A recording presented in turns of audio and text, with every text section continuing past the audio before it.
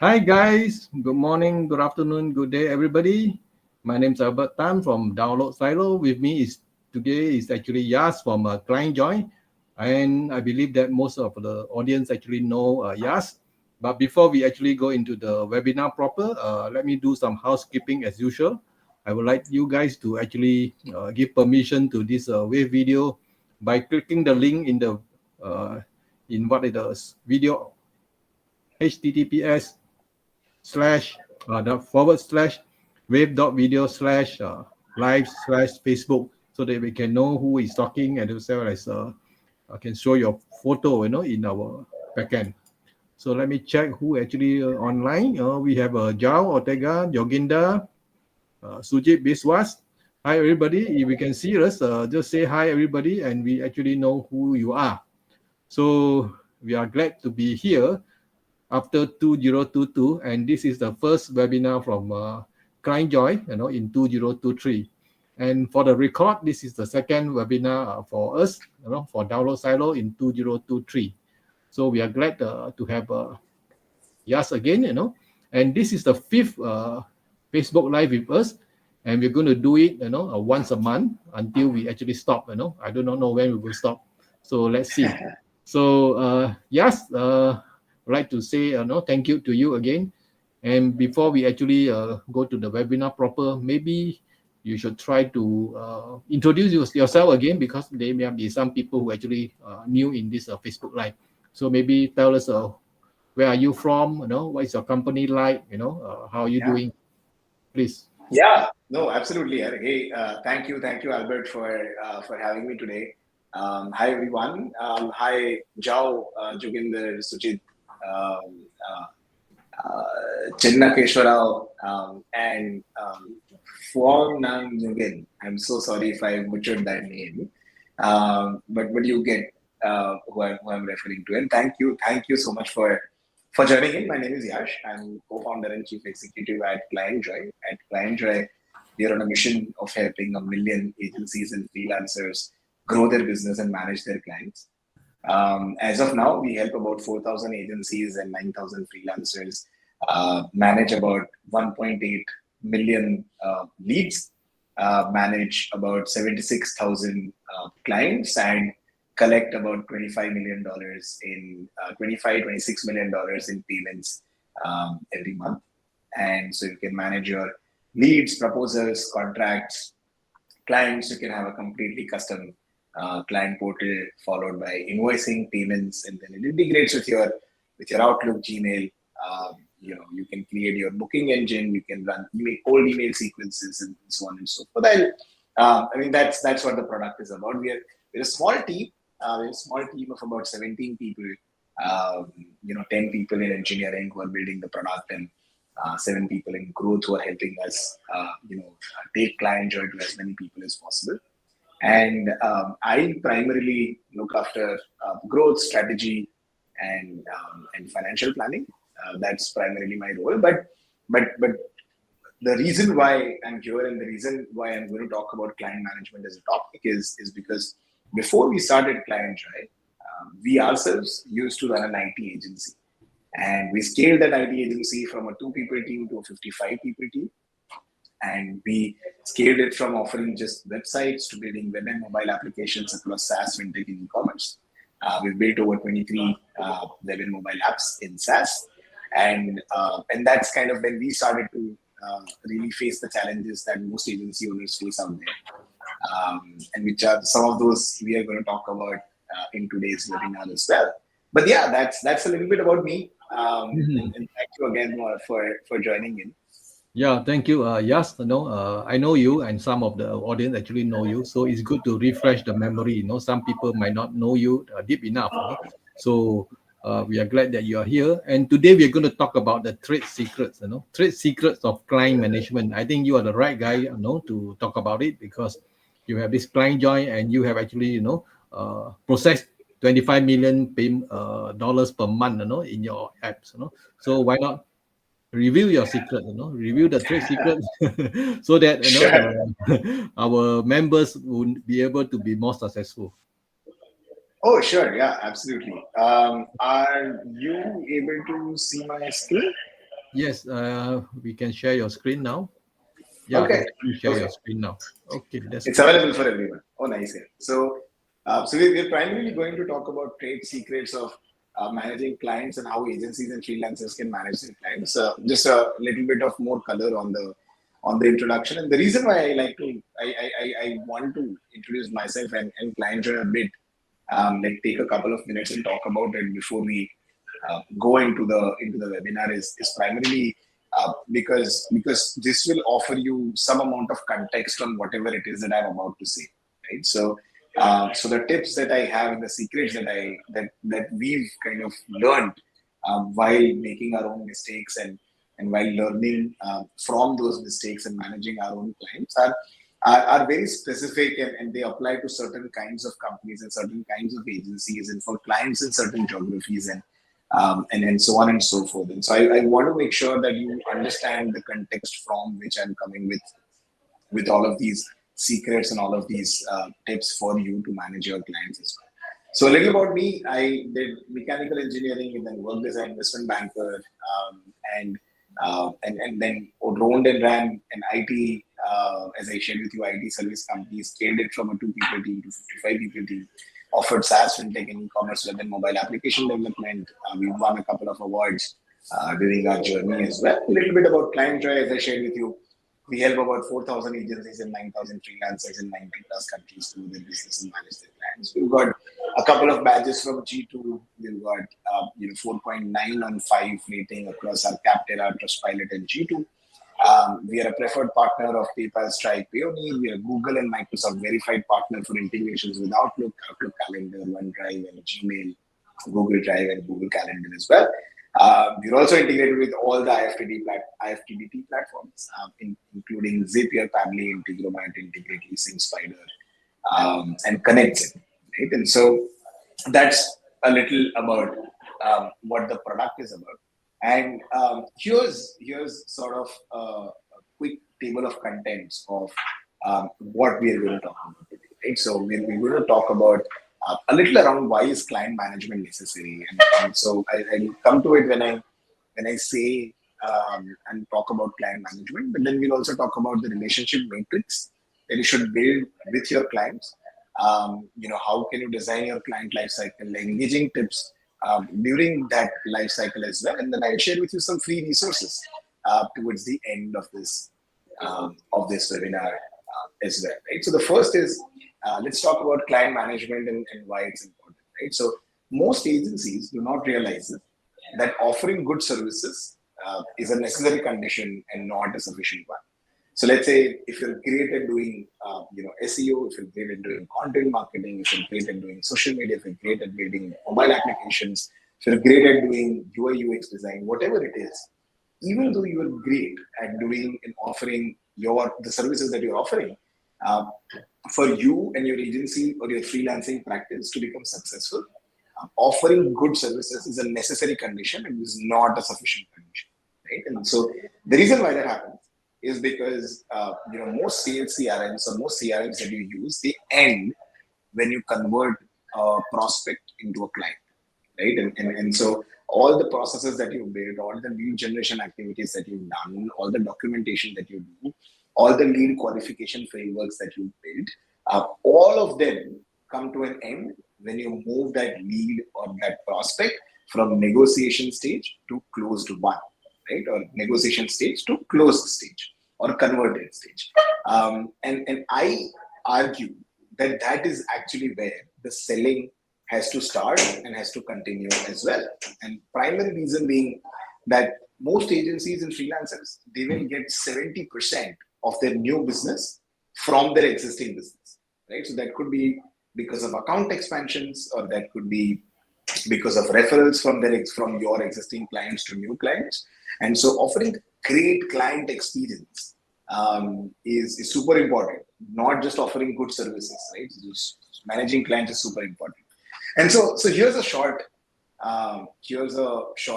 exercise that I want to do with you guys, right? We're doing this as a live, and we were following this in the Facebook group.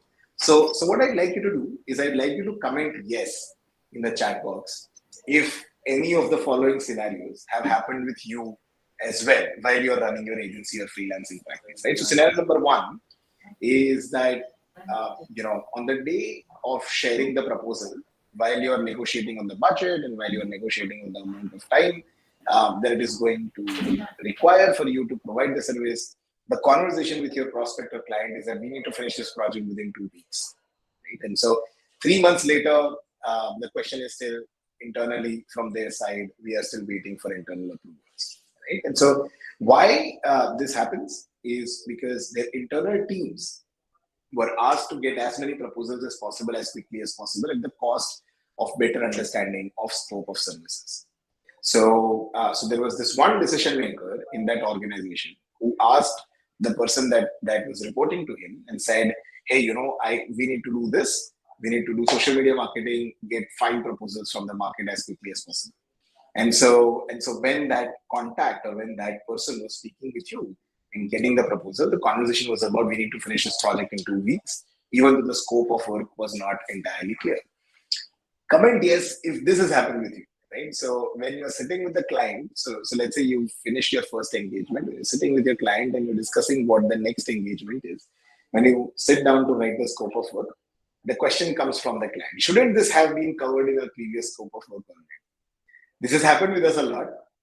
And that primarily happens because the scope document, the proposal, the contract was not clear on definitions and interpretations of certain terms, was taken differently by different stakeholders. Comment yes if this has happened with you. When you're sitting down there to discuss timelines, whether it is UI, UX or SEO or content or design, or IT, even technology, right? So while discussing timelines, the question is, instead of 4 people in 3 months, can't you just put 12 people and finish this in 1 month? Because we only have 3 weeks, to be honest. Right? So that's another conversation that happens with a lot of clients or prospects as well. And so the reason why this happens is because client was not appraised on the way these services are offered. Right? So stakeholder management was done a little poorly. Comment yes if this has happened with you. 15 days after the engagement begins, why are we not ranking number 1 on Google yet? Right? So this is a fairly, this one, it happens to a lot of people on the day of the invoice due date. Right? So you send the invoice and the invoice was due 7 days after the invoice was sent. And then on the due date, the client says, could you share the invoice with us again? Maybe we missed it in the email. Right? And so the scheduling and tracking was not done properly. Automated follow-ups were not set up. And this is the last one. Comment yes if this has happened with you. This graphic, this design, this post, whatever it is, it does not give me the aha moment, or it does not have the oomph factor, or it does not have the X factor. Right? So comment yes if this has happened with you as well. Now, as I shared with you, not everything is an agency's fault. This is, you sometimes get bad clients as well, and that's okay. And so it's important for you to realize, and it's important for you to understand that the client is not always right. They have to be managed, they have to be trained, and they have to be taught. And all of this has to happen without them knowing it, right? Without them figuring out that you are managing them and training them and teaching them about how to approach the services that you're offering. Right? And so I kind of think of an agency owner like Nick Fury. And so that is exactly how Nick Fury actually managed the Avengers. Right? He managed them, he trained them, he did everything with them without them finding out that they were being managed and trained. Right? And so that's how you've got to think about it as well, that you're Nick Fury to your Avengers. Right? And so up until this point of time, I hope I've made a couple of things clear, right? So number 1 is, why is client management important? 2, what are the challenges that you could face while you're offering the services if you've not done client management properly? And now we'll get into how can you actually manage your business, right? So the first step is to create a very simple 2x2 matrix for every client that you're working with. Right? And it's fairly simple. So let's say if you're a small agency owner, so let's say this is you. If you're a freelancer or small agency owner, typically you are the decision maker. And so you are the person who is going to have conversation with all of your clients or prospects or whoever it is that you're working with. Right? And so let's look at these two first. Right? So the first one is when you're also small And so you are a decision maker, and your client is also small. So they are also decision maker, and so you as a decision maker are directly having conversation with the decision maker from the client side. And so when this is the scenario, what is super important to build a great relationship is flexibility. So it is the most comfortable stage, but it is not at all scalable. As and when your agency grows, you will not find the time to be able to have meaningful conversations with all of your clients, right? But it is the most comfortable stage. These are your early days. These are the times when you learn interacting with your clients and then setting up processes and making mistakes as well. Let's look at the second one, right? So where you are the decision maker, again, you're still smaller, and then you are talking to a contact from the client side. Now, when I say contact from the client side, I mean that they are not a decision maker, and they are doing the job at the client's company, or they are not completely involved in this project, or something to that effect, right? And so they are not completely vested into whatever services that you're offering, right? And so in those cases, the decision maker from the client side sits somewhere over here. So all the conversation that you have as a decision maker of your agency goes through the client, so it goes through the contact and then to the decision maker, right? And so you want to make sure that everything is written, approved, and agreed upon, because a contact will always fear playing a larger role. A contact will always want to save their ass. Right? So a contact will always want to make sure that they are not caught into a mix-up, or because they care about the job much more than they care about the services that you're offering. Right? So you want to make sure that everything is absolutely crystal clear. Now, let's say you've scaled a little bit, right? And so now you have account managers on your side, you have service managers on your side, you have customer success folks on your side. And so your contact is going to be talking to the decision maker from client side. And so in those conversations, you want to make sure that you are enabling your contact to communicate value to your clients, right? So you need to make sure that your team member is effectively able to communicate the value of working with you. Because the way that, so in cases where you directly are talking to the client decision maker, flexibility in and of itself is value, right? But over here, you are a little less flexible, right? Where the client might be flexible, you are not as flexible, right? So you already set processes in your agency, and those need to be followed. The exact fear that this contact had while dealing with you about their client is the exact fear that this contact will have while dealing with a decision maker from a client about you, right? And so you want to make sure that your contact are able to easily communicate value. And in cases where you are also large and your client is also large, there's just no uh, replacement for stronger processes, right? You just need to have processes, standard operating procedures that are listed for edge cases as much as possible, because that's the case where most kind of misunderstandings and most projects end up failing, right? And so that's what I'd recommend you do. The first thing is empathize with your client, understand what their motivations are, what their fears are, what makes them happy, what makes them feel safe, and then play on them, and then bucket the clients that you have in this 2x2 sort of a matrix, right? Now let's come to stages of a client lifecycle. It's fairly simple. These are the three stages. So it is sales, fulfillment, and revenue. Sales is where we're trying to understand their needs and their timelines and their budget, and we're trying to clearly highlight the value that you bring to this particular relationship, and how and why is this a correct fit, right?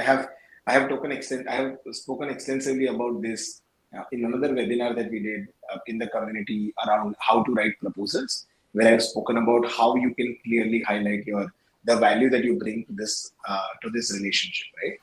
The second is fulfillment, right? So fulfillment, this is primarily where most CRMs end, right? So you look at Pipedrive, or you look at Salesflare, or you look at most CRMs, they end right here, right? So they end once you move your client from being a prospect to a closed client.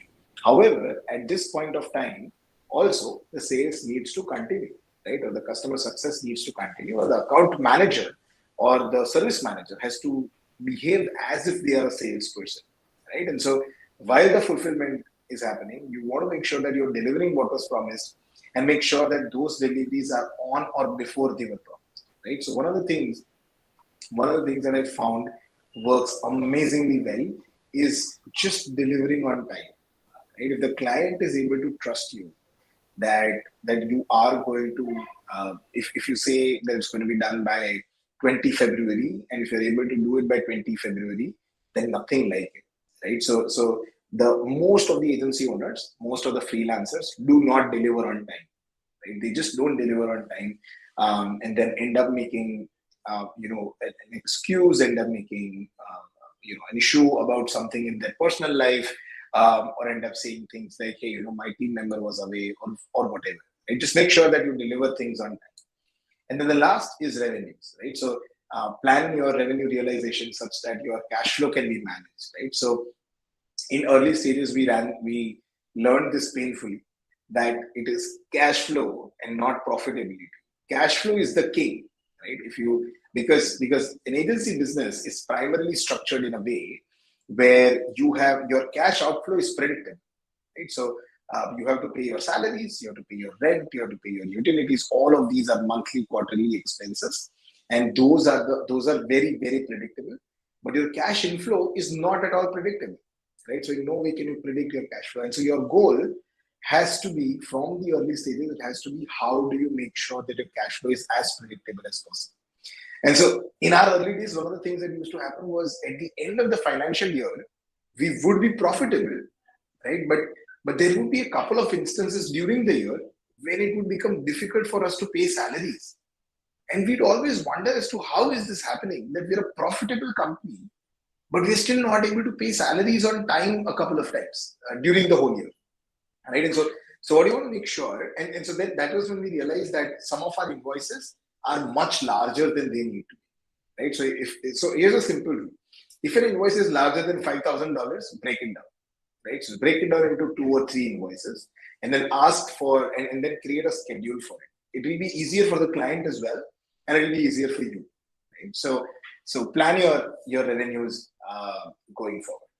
Now we talk about during pre-sales, right? So when you're doing your sales, or when you're doing your pre-sales, one of the things that I've seen a lot of agency owners do is that they over-promise, right? So they are lost in closing the sale or in closing the client so much that they end up over-promising. And it's important to realize that when you have been engaged as a service provider, the client already looks up to you as a person who has the amount of knowledge and as the person amount of understanding and information and wisdom to be able to execute this project, to be able to execute this particular service that they are looking for. And so make no your default position and explain that, right? It is far more valuable to say no and then deliver than it is to say yes and then not do it at all, right? In conversations, deliver subtle nudges, right? So whenever you're having conversations with a prospect, you talk about, how have you handled similar clients or similar situations or similar projects previously. You tell stories and you tell anecdotes that put you in positive light, that show that you are willing to go that extra mile for the project to be successful.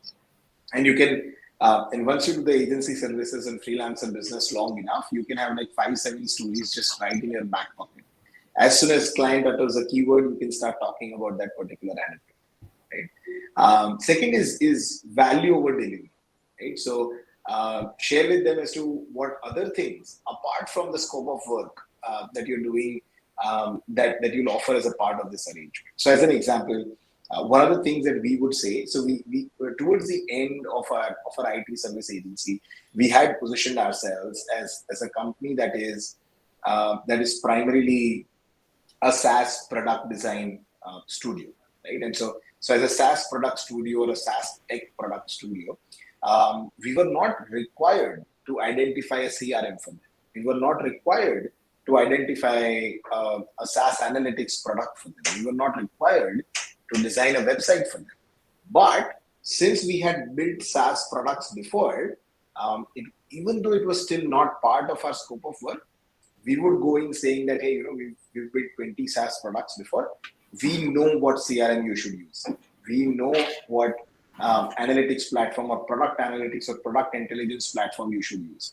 We know how your referral scheme should be defined. We know, how your wallet should be built in app. We know what kind of subscription workflows you should you put in your Stripe, and so on and so forth. Right. So apart from whatever the scope of work is, what is the additional value that you'll be able to bring to this conversation, right? And then the last is post engagement, right? So ask as much or as many questions as possible. Talk about what happens once the engagement is over. Think about the project from their time, right? So a lot of times, if you're engaged for UI UX, if you're engaged for tech, or if you're engaged for digital marketing, they may start at a point and then end at some point. So it may be a 3-month contract or a 6-month contract or a time and material contract, whatever those contracts are. Just ask the client as to what are their thought process, as soon as the project ends. How are they going to continue building this? Are they going to build capacities in-house? If yes, then how can you help in doing and in transferring that project? If they're not going to do it in-house, then why are they going to stop? Is there a reason to continue? And so on and so forth. The next one is during fulfillment. What are some of the things that you want to do during fulfillment? The first one is automate updates. Right? So a lot of times when the client feels uncertain, if you have a client and they feel uncertain about what is the work that is happening in the agency, they start to have negative sentiments about you. Right? And so you want to make sure that you're using project management platforms and integrations such that the clients stay in the know of whatever is going on and at what point is it going on and how is it going on, right? And so you want to make sure that at any point of time, whenever the client wants to find out what's going on with the project, they should be able to immediately understand and identify what's going on in the project, right? So do not keep things away from the client, because if there's some amount of information that you know and the client doesn't, it makes them feel uncertain. The second is highlight changes. Right? You may feel like the change is too small. You may feel like this is not worth highlighting. You may feel like this change, if I charge for it, it may spoil the relationship, and all of that is fair. You may think about it like that, but highlight the change. Even if you're doing it for free, highlight the change. So make sure that there is a habit in the relationship of referring to the scope of work, referring to the contract, referring to the proposal, referring to the quote that you sent across whenever there is a change. Right? And so change management. There's actually a separate webinar that we can do on change management and changes in scope of work, and scope creep is what people call it. Right? The third one is be paranoid about something. Right? So more often than not, clients just have very simple questions that can be answered in 30 seconds or less. Make sure that you are available. Even if you're not available, stay available to tell them that you are not available. Right? So no call, work-life balance, all of those things are super important. But if you are in the agency game to grow, if you're ambitious, no call of the client should go unanswered. No text message of the client should go unanswered for more than an hour. Right? So if you're receiving an email, if you're receiving a text message, if you're receiving a call, if it is during business day hours or if it is during working day, you definitely have to respond and you have to be paranoid about support. Right? A lot of times I used to see that an account manager has not responded to a client email for 3 hours, right? And that's just not acceptable, right? If a client has sent out an email, you want to try to respond to that within 15 minutes. If not 15 minutes, worst case is 1 hour. Whether you're having lunch, whether you stepped out of the office, doesn't matter, right? You can send out a response saying that, hey, I'm currently driving. I'll get back to you in 30 minutes. Hey, I'm currently having lunch. Allow me an hour to get back to you. All of that is completely fine. But you have to be paranoid about the support. So the less uncertain we keep the client, the better it is, right? So they should make a habit of the client to become so dependent on you and your agency that if and when they have any question, they directly reach out to you, right? And when I say you, I mean your agency, right? So if they have any question, they directly reach out to you. Once you make sure that you're able to give an answer to them in 15 minutes or less, then they are not going to go to any other agency. So if they're asking you a couple of questions a day, if they're hearing back from you in 15 minutes, it's very difficult for them to shift to another agency where they're not getting a response for a day or two, right? So support is supremely important, right? The next one is during revenue realization. As I've shared with you, deal differently, right? Do not have one set process for all revenue collection. So all clients are different, right? So clients from different geographies, clients from different cultures, clients with different size and scale of project, and clients with different size and scale of their operations. All clients are different. And so don't set one process for everyone. Make sure and work with the client on figuring out what the process should be, and have your non-negotiables, and have that open conversation as well. Second is, as I shared with you, plan invoices, right? So during sales, share a plan of what are your invoicing timelines, not just the cost structure or the investment structure or the amount, but also share with them as to when will you share the invoice. And the third one is supremely important. Just make sure that none of your invoice comes to them as a surprise, right? So it is not a pleasant surprise. So never ever send an invoice that actually ends up becoming a surprise. Right. So those were some of the secrets, some of the things, some of the tips that I wanted to share with you as far as client management is concerned. And now it comes to free resources. So if you're looking for some free resources like 150 plus cold email templates, 300 plus Excel sheet templates, 700 plus PPT templates, 420 plus social media post ideas, 100 plus invoice templates, and a lot more. We've got about 17, 18 different resources. Just head over to clientjoy.io/universe and you will find centralized, curated, and free resources to help you grow your agency and freelancing practice as well, right? And here's just a couple of things around how Clientjoy can help you reduce your turnaround times by 18% and improve your conversion rate by 10%. So turnaround times are the amount of time that it takes for you to convert a prospect from the time that there was first conversation with you to the time that they ended up paying you for the first invoice that you faced, right? So that is essentially turnaround times. There are multiple cycles in between, but that is primarily the turnaround time that we are talking about, right? So there are a couple of things. As I've earlier shared with you, you can manage your sales pipeline, make sure that no opportunities fall through the cracks. You'll be able to create and send cold email sequences for the leads that you've acquired, whether it is during an event, whether you scrape that from somewhere. You'll be able to send out cold email sequences and follow up with them as well. You'll be able to get your quotes and proposals and contracts e-signed with Clientjoy.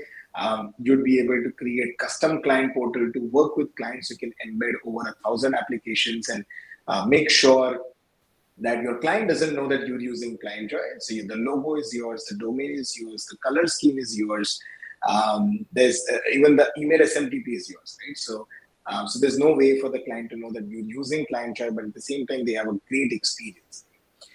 Manage clients and activities, so you can engage with your clients and make sure that your team always has context. You always get paid on time because you can raise one-time split or recurring invoices with payment links from Clientjoy. And you can schedule automated reminders for everything as well, from proposals to quotes to invoices to estimates, everything. And then I like sum of parts is greater than parts of the sum, right? So all of these, I want to make sure that we're clear that we are not breaking new ground over here. Everything that Clientjoy offers is in part available in Pipedrive, part available in Calendly, part available in PandaDoc, part available in Invoicely. But the whole fundamental idea behind Clientjoy is that it is sum of all parts that makes it better and greater than parts of the sum. The ability that you have when you're using everything in one single place, that is super supreme in terms of helpful to grow your agency. You can use the code download silo to get 15% off. It applies on all the plans and for all the future purchases as well. We like to keep things simple. So I'm not going to say that, hey, purchase in the next 1 hour or anything like that. You can use download silo at any point of time and you'll get 15% off. You can sign up to Clientjoy. We offer a 14-day free trial. At the end of it, if you like it, in the meantime, if you want a demo, or if you want us to set it up, we'll do a setup for you as well. As I shared with you, that client support, you have to be paranoid about client support. At Clientjoy, we are also super paranoid about our customer support as well. And so we'll set it up for you. We'll do a demo for you. If in the 14 days you end up liking it a little bit, upgrade to a paid plan. If you don't like it, after 14 days or after 30 days, we'll give you the money back, no questions asked. Right? So There's 100% money back guarantee for you as well. So that's a little bit around how to do client management from start to finish. What is Clientjoy? A little bit about me. Why you may want to consider using Clientjoy as well. Over to you, Albert. Okay. Let me hide the screen. Sure. Thank you. So actually, I've learned a few points from you. Actually refresh my memory. So one of the important one is actually the client is not always right. You always say the customer or the client is always right. Yeah. So that is something that is very debatable. But then when sometimes customer actually or your client go overboard, so we have to say no at Yeah. certain point of time. So Yeah. this is something that but a lot of people might want to do it in another way because they always say that the client is still always right. We can agree not to agree with them Yeah. Yeah. rather For than sure. rather than what they call we piss off the client, because Oh you yeah. never know, because I mean this is a small world. You piss off the customer today, maybe the next time he is actually a bigger customer in future. So you actually Oh miss yeah. the Yeah. Yeah, no, no. I'm not saying that the client is always not right. That's not what I'm saying. I'm saying that the client is not always right. So they may be right 90% of the times, but they may be wrong 10% of the times, right? So, and we may want to know because there's a very famous quote, right, that says client is always right. So, just wanted to kind of clarify that. Mm.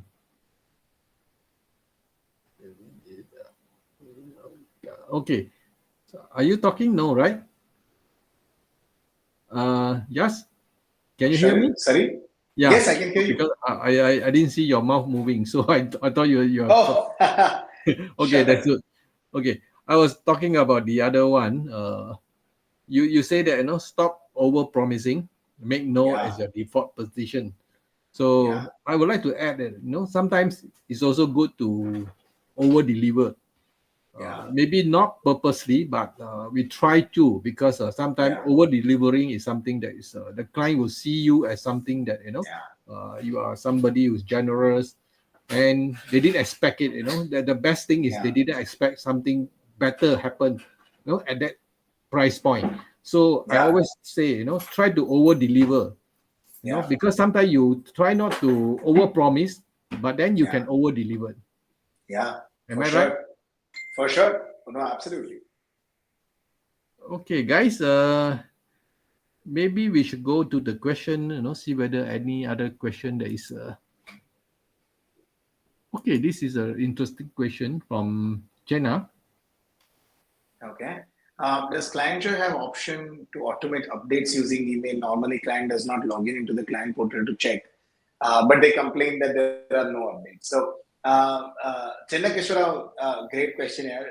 So, at this point of time, we don't have automated updates for the client, but that's an interesting idea that we may want to figure out a way of allowing the agency owner or the freelancer to configure that send out a weekly report to the client in terms of what progress has been made, right? So whatever progress is there, whatever updates are there, that goes out to the. So we already do that for the agency and for the freelancer. So every Monday at 9 a.m. your time, no, every Monday at 8 a.m. your time, we send out an email from Clientjoy saying that, hey, this is what happened in Clientjoy last week. These were the number of leads that were added. These were the number of documents that were signed. These were the amount of payment that we received. These were the number of new clients that were added. And then a couple of other smaller metrics that we believe are super important for an agency to track. And we could do something similar for clients as well. Right? So we could do something similar, which is an option for an agency where the agency says, okay, hey, send out the weekly update to the client. And so they'd receive a weekly update saying that, hey, these are all the changes, these are all the updates that have happened. So thank you for suggesting that idea, yeah, for sure. Okay, thank you. So Ja was commenting that the ClientJoy universe is actually packed with a lot of massive freebies. Go and check out. Because some people Hey, might thank not you. check out. So there is something good. Thank you, Joe. Okay, Mohan is asking some question. Yeah, can we also pinpoint some of the comments made by the clients to refer them in the future? Sometimes they say one thing in opposite of that at a later point of time. So Mohan, this is fair, and it happens a lot of times, and it happens far more often than it should. But it's okay, and it happens with everyone. And so a lot of times what will happen is that when you enter into a debate with a client, then it might leave some amount of sour taste in the mouth of you and the client as well, right? So you want to make sure that you always have the larger goal of accomplishing and making sure that the project is successful. So you always want to make sure that that is the goal that you have in mind, and not winning the argument, right? So a lot of times winning the argument becomes the goal, rather than making sure that the project or the engagement that you have with your client is successful, right? And so instead of pinpointing it and having an argument over it and having a debate over it, what I would recommend you to do is that accept it for the first few times, but make sure that they know that you have accepted it, right? So don't argue over it. Say that, hey, this was our understanding, and our understanding was basis this conversation that we had, or this email exchange that we had. However, we understand where you are coming from, and we accept, and we'll make the change to the scope of work, or we'll charge less for the additional change request, or we'll not charge you for the scope. Do that for a couple of times. So that's what I mean when I say that highlight the changes even if you're doing it for free, right? But make sure that the goal is accomplishing the project and making it successful, and it is not winning the argument. Winning the argument or winning the debate should never be the goal, right? That's what I'd say more. Okay, thank you. Yes, I have a question for myself. We know Sure. that when you are dealing with, I mean, from an agency point of view and dealing with a customer, uh, do you put salespeople to prospect, or you actually use marketing people to prospect? Because salespeople always over promise. They can Yeah, promise the heaven and the sky, that yeah. kind of thing. So that I would like to know your opinion. So my the way that we went about it when we were doing the agency business was also this, that whenever the conversation is to happen with a client or a prospect, salesperson will not be the only person who goes into that meeting, right? An account manager, who could be a future account manager, will also accompany them in the meeting, right? And so when you have so we were able to do that because we were in IT services, and our project ticket sizes were $30,000, $50,000 or more, and the sales cycle were anywhere between 3 weeks to 3 months, right? And so we were able to send out two people, one salesperson and one account manager, and the account manager was CC'd on all the conversations that were happening between the salesperson in terms of following up and the client or the prospect, right? So the account manager is the person who's actually going to have to deliver what the salesperson is promising, right? And so if there is any over promising that happens in the meeting, the account manager right after the meeting will push them, nudge them, and tell them not to speak like that ever again in the future, right? So what So that happened is if that is yeah. no, yes, what happened? The salesperson actually already spoken something that is the account manager say is impossible. So what we're going to do? Oh no, then that so the it was the account manager's job to keep the salesperson in check while the conversation was happening, right? So if the salesperson says something that is absolutely not possible to do, the account manager will jump in and say that, my colleague might have a misunderstanding, and I'd like to jump in and just clarify. And it was absolutely like it was not like a salesperson has said something and so we cannot take it back. The account manager will actually jump in and clarify that, hey, I mean, it was not the tone, but hey, this guy is promising you the moon and stars, but it's not possible for us to do. And so the account manager will say that, hey, these are the criteria for something to happen, or these are the things that we would require, or these are the kind of budgets that we would need, or or these are the kind of people or the tech stack that we'll have to have, right? And so to make sure that the promise was not taken in a wrong way. Plus, all of our calls were recorded. Every incident of overpromise that would happen in any sales call got my personal attention, right? So I would in the beginning I would coach them. So a lot of sales people don't have wrong intent, right? So they don't have mal intent. They are not there. So a lot of salespeople overpromise, not necessarily because they want the commission or they want to scam the client. A lot of salespeople are just excited, right? They're just excited about closing a project. It gives them an adrenaline rush of sorts. And so we coach them and make them understand that a good salesperson is a person who's reserved, who's calm, who's able to understand what the client wants and responds to their question. You are not there to make promises. You are there to diagnose. You are a doctor. A doctor never says that I will cure you in 2 days. A doctor says that you take these medicines and then we'll do a checkup again. And that is exactly what you do, right? So we coach them like that. Mhm. Yeah, that you're right. Because there are actually two ways. You correct the mistake or correct the overpromise on the spot. But if you can't do it on the spot, you should do it in the immediate future. Yeah. Maybe the next Yeah. meeting or tomorrow, or go by an Yeah. email. That kind of thing. Because when a promise is made to the client is so happy. Oh yeah, Yeah. we are so happy. This sales guy Yeah. already promised it. We were going to pin them down. If they don't if they Yeah. don't deliver that kind of. Yeah. Oh, for sure. Mhm. Okay, so let's see. Zhao, what is he talking? Oh, he's asking what is Clientjoy Ah, cooking in the kitchen. great question, Jao, and thank you for asking me because we just prepared a roadmap for Q1 yesterday. So thank you for saying that. So we have a couple of things that are interesting in our cooking. So by 5th of February, we'll be coming out with lead forms. So these are forms that you'll be able to embed on your website, or you'll be able to share links, which when people fill out, they'll be created as leads in Clientjoy. The next one, the interesting one that we're coming out with is multiple sales pipelines. And so the ability, so you may be offering multiple different services, and those different services have different stages. And so you want to make sure that your SEO has 7 stages. Your SEO services sales pipeline has 7 stages, but your content services may have different stages, or your design services may have different stages. And so you can manage those multiple sales pipelines as well. We'll be bringing significant improvements to the experience that we are currently offering in documents, in terms of the way that you create the documents and then you send it out as well.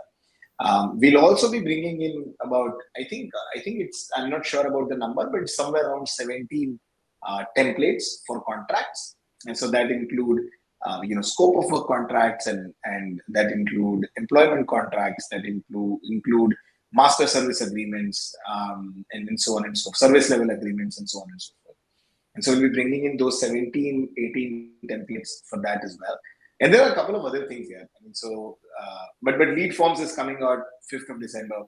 I'll be able to talk about multiple sales pipeline in near future. It is currently being designed and scoped. Mhm. Yeah, that's good to hear. So you keep on improving. There's one thing that I want to ask. I'm not too sure whether have you, in your pipeline or what. That the Chat GPT, AI, Yeah. kind of things is actually all over the world now. Everybody is using it. And I believe Yeah. it's going to be a bumper year for this AI thing. Yeah. So are you going to do some incorporation of maybe in your cold emailing, or maybe some template or whatever? So let's So see. we are currently in alpha stage of trying to figure out the costing for the AI. So we've evaluated OpenAI's models. I think they have got 4 models, and so we are evaluating all of those models, figuring out which ones are great for writing emails, which ones are great for responding to emails, and we're asking some of our users to talk about what are their use cases in terms of responding to emails, and is the amount of time that this ends up saving, is that worth the amount of engineering that we'll have to put in. But there's something I'll not be able to comment, but there's something exciting that'll come by end of this week.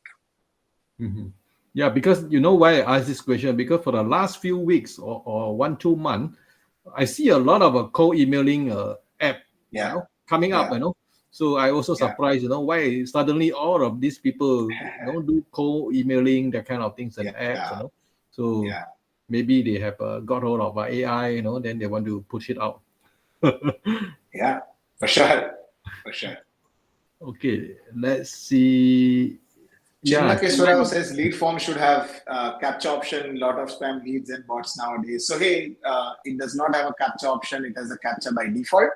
So all lead forms have invisible captcha, the same captcha that we have on sign up form of Clientjoy, or the same captcha that we have on the login form of Clientjoy. So if you go on Clientjoy and then click on sign up, you'll not see a captcha there, but we have invisible captcha over there, which is the same technology that we'll be implementing on lead forms as well. So it's not an option; it's on by default.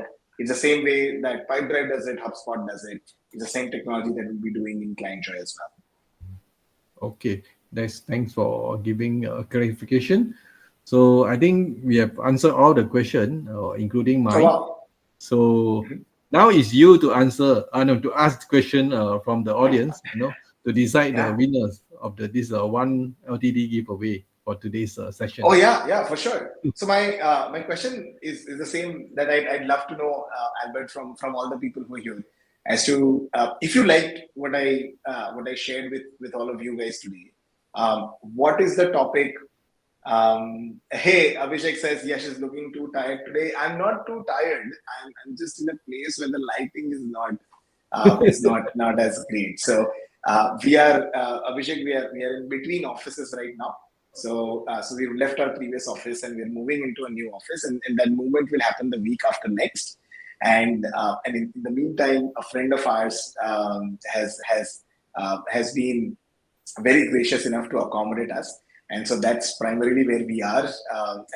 But there's obviously some amount of limitations in terms of the places where I can do this webinar, right? So that's primarily the reason. I would look a lot better if I had the light on coming on my face. But thank you for asking that question.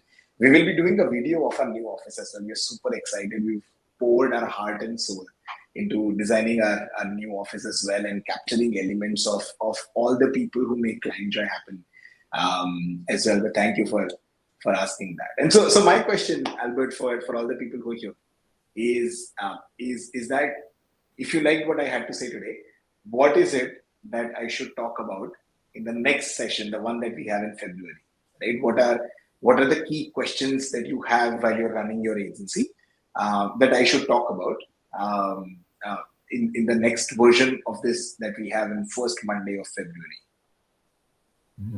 So guys, please give your thoughts, or your opinion or suggestion for Yash, so that we can actually, know what is actually most frequently requested contents, in the next webinar topics, Yeah. Nobody write anything? I am waiting for some of them to come. How to improve proposal conversions. Jao says how to improve proposal conversions. That's something that we can do for sure. I think there's some amount of delay in the live as well, because I got a message from someone that it is about 5-6 seconds delay. I'm not sure if that is normal. Oh yeah, we have more. So we have another one from Ray that says how to educate your clients as to your processes so there's no misconceptions. Ray says, how to educate your clients as to your processes using Clientjoy. So Ray, that's a great question. I can talk about educating clients as per your processes. Using Clientjoy is something. So primarily, my standpoint is that I'm in this community. I'm doing all of these lives so that as many people in the community make fewer mistakes than I made when I was running the agency. If I have to do it while showing you Clientjoy, then it becomes a salesy webinar, right? And I'll not be able to resist, right? I'll start to talk about, hey, this is also something that you should buy. This is also something that you should buy. This is why you should buy Clientjoy and so on and so forth, which I already do by the way, in these webinars as well. But I'd be happy to do another one on educating clients as per your processes, just generally, right? Not necessarily with Clientjoy. Mohan says, best way to negotiate. Oh yes, I could share some negotiation tips and tricks. I'm not sure if that would be at least 30 to 45 minutes of webinar, but I'd be happy to do one on that as well. Chenna Keshwarao says, you mentioned cold email sequences. Maybe more suggestion to about getting clients and optimization. So I did, yes, I mentioned cold email sequences in the last webinar, but I think we've already done one on that. Albert, did we do that in November? Yeah, so we've done. Yes. I think we did that on November 7th. Maybe I'm suggesting, as you say, because now the AI is so hot, maybe you rush out your your implementation, try out your AI and see whether it works, because now AI assisted cold email sequences or whatever is actually getting hot. Most of the founders are actually doing that. If I'm not wrong. Oh, yeah, for sure. So because that, for sure. I mean, if you just use a normal template, then it's quite easy, put up the template. But then if you incorporate the AI inside that, then it's the different story because I do not know about the cost, but then you have to work it out, So for sure. So we'll be figuring that out. We'll be figuring that out soon. So we are currently doing an experiment that will be done in a week's time, and I'll definitely share with you one of the things that I'm doing. The trending one: how can agencies utilize Chat GPT for sales, customer relations, coding, etc. Oh wow, that's an interesting one. I myself will have to do some amount of research on that, and so that would be great. Identifying and figuring out use cases. We can use GPT-3 for all warm-up email on MyStrike. Okay, I'll check that out as well. MyStrike. That is for warm-up email, So I mean, Abhishek actually launched this Mystrica, Okay. Email warm-up. He's the founder of that company. Okay, so this is by Anush Gale, yeah. Okay. How agencies can utilize Chat GPT for sales, right? So yeah, for sure. So I can also do another one on how agencies can utilize Product Hunt to generate leads, right? How would that's also an interesting one. Utilizing Product Hunt for generating leads and clients as well. So that might be interesting. Chat GPT is something that I definitely figure out apart from the normal use cases like just writing emails and stuff like that we'll try and enable that within Clientjoy itself. But how you can actually use that for all of those things, right? So that might be an interesting one. Okay. Okay, so I think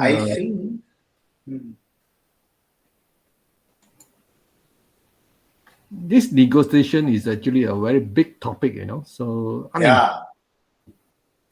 it depends because I mean now we are living in this digital world. A lot of we sometimes a lot of this digital agency, they don't see client face to face.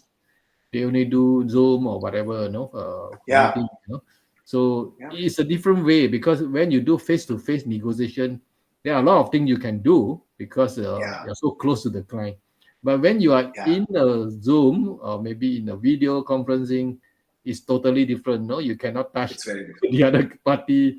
You can only see. But so the negotiation technique is slightly different, I would say.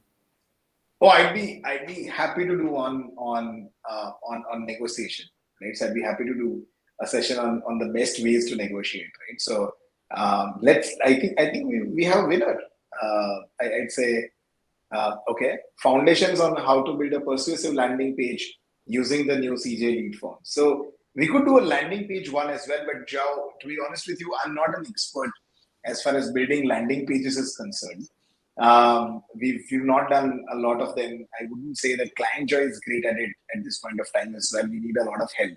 And so I am myself not an expert as far as landing pages is concerned. And I don't want to, watch a couple of YouTube videos and read a couple of articles and then just put those things into a presentation and then deliver that to you, right? So it's an interesting topic.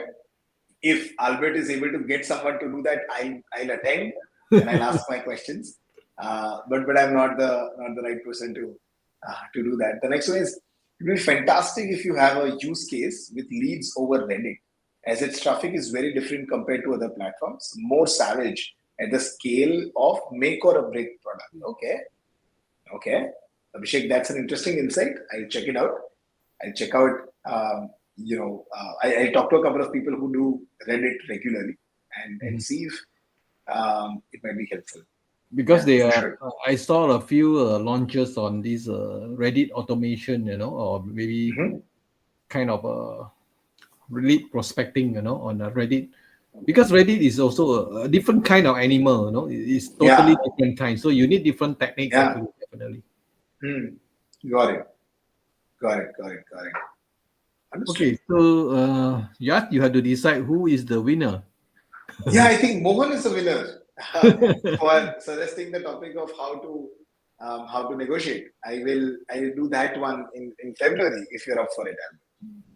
Okay, it's how to negotiate. Let me see. So Mohan will be the winner, right? Yeah, Okay, congratulations, Mohan. You are the winner for suggesting this topic. So the next webinar, Yas will actually talk about negotiation, but then let yeah, him do some brainstorming before he actually put up the title, before the webinar. yeah, So congratulations, Mohan. I think Yas team will actually contact you to give you the code. yeah, So as usual, yeah. Pranas will contact you. And that's all, guys. This is the end of our webinar. And before we end, I would like to say thank you again, for your attendance and your interesting question. So as usual, Yeah. Yas is actually a good speaker. He can actually Thank you. articulate very well. And I always say that, I enjoy listening to his talk because every time I learn something. Of course, I also trying to try to poke some holes into his Yeah, presentation, but then not yeah. so successful. Oh no, no. Okay, guys. Yeah, that's all. So, yes, it's your turn to say something before we say goodbye to everybody. Yeah, no, absolutely. Thank you guys for joining in and staying throughout. I hope this session offered you some value, some perspective. Even if you are able to implement one or two of the things that I mentioned, I think that might help and take you a long way towards making the agency successful. I hope I'm able to consistently deliver value through the sessions. I love teaching. Teaching is my passion. That is actually my retirement plan, by the way. And so there's an argument to be made that I am doing all of these sessions to hone my skills and make it better for when I actually retire and teach, at a school or at a college or a university, right? So, but thank you for listening in, and I hope this was helpful. And until next time, right? Until next time, we'll meet again on first Monday of February, and I'll talk about how best you can negotiate. We've learned a lot of things, negotiating larger contracts. Negotiation is a very intricate part of our lives, right? It's not just from the agency standpoint, but every day you negotiate with someone or the other about something, right? And so what are some of the perspectives that you could bring to your negotiation skills? I'd be more than happy to kind of talk about that, some of the things that we've learned as well. And so thank you, Albert. Thank you everyone for joining in. Yeah, before we end, I would like to say, negotiation is the most important thing. At the end of the day, you actually make or break your company. If you fail to negotiate properly, you don't get sales. If you Yeah, successfully negotiate a good deal, your company prosper. So that is so yeah, important. So let's yeah. see. Next session we will have something in on negotiation, and I will say thank you and say goodbye. Yes, Bye. and all the audience. Bye bye. Bye. Bye.